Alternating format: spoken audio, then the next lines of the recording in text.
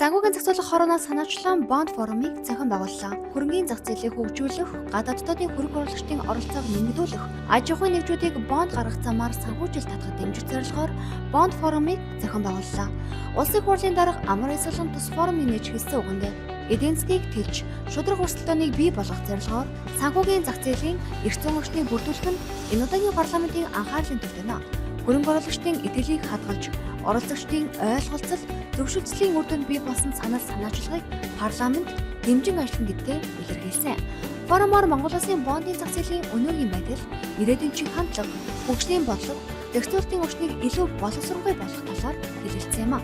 Мөн үеэр олон улсын бондын зах зээлийг Монголд нэвтрүүлэх боломж, хөрөнгө оруулагчид болон бонд гаргагчдад тулгарч буй асуудал, тэдгээрийг шийдвэрлэх арга замуудын талаар санал солилцсон юм а. Санхүүгийн зохицуулах хорооны дарга Жамбаажинц дэлхийн бизнес эрхлэгч эмэгтэйчүүдийн чуулга уулзалтын салбар хуралдааны нээж үг хэллээ.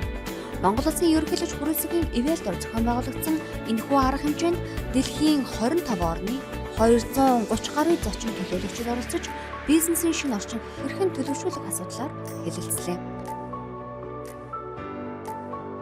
Санхүүгийн зохицуулах хороо бүгд найрамдах Солонгос улсын даатгалын хөгжлийн хүрээлэнтэй хамтын ажиллагаа, тэр дундаа даатгалын салбарын судалгаанд суурилан хөгжүүлэхэд хамтарч ажиллахаар боллоо. Токиод нээсэн Аз намхан талаа мөнгө угаахтай тэмцэх бүлгийн чуулга уулзалтад санхүүгийн зохицуулах хорооны орон тооны гишүүн бөгөөд дэд дарга өдөр чулуун оролцож Монгол улсын мөнгө угаах болон терроризмыг санхүүжүүлэхдээ тэмцэх тогтолцоо, виртуал хөрөнгөний үйлчилгээ үзүүлэгчдийн бодлого, зохицуулалтын талаар хэлцүүллээ. Үйл хөдлөх хөрөнгөний бизнес эрхлэгчдийн дээвэр нэгдсэн холбоотой хамтран брокерийн нэрийг олгох анхны сургалтыг зохион байгуулж, амжилттай төгссөн 30 албан тушаалтанд гэрчлэгээ гартууллаа. Санхүүгийн зохицуулах хорооны дарга Жамбаажинц Астанагийн санхүүгийн үйлчилгээний байгууллагын дарга Евгения Богданова нар харилцан ойлголцлын санамж бичигт гарын хэсэг зурлаа.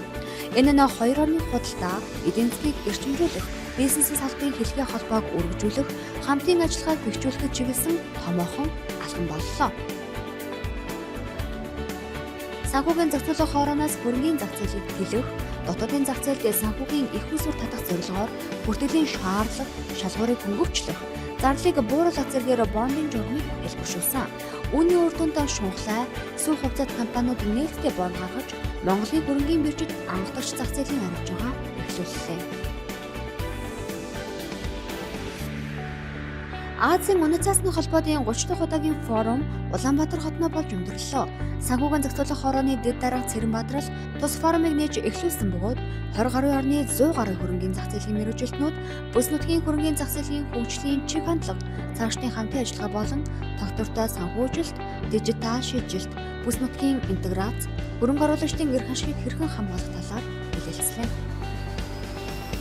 Санхүүгийн зохицуулах хорооноос Монголын хөрөнгөний зах зээлийг олон улсын санхүүгийн төвөдтэй холбох, хөрөнгө оруулалтын шинэ боломжуудыг нээх, хамтын ажиллагааг өргөжүүлэх зорилгоор Mongolia's Capital Market Connectivity 2025 арга хэмжээг Улаанбаатар хотноо анх удаа зохион байгууллаа.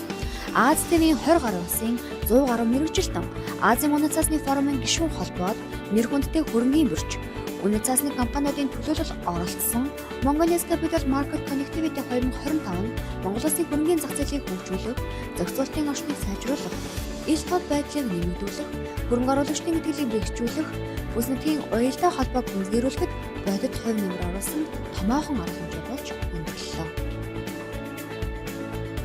Бүгд найрамдах Солонгос улсын үнэт цаасны санхүүжилтийн корпорацтай хамтын ажиллагаагаа эхлүүллээ.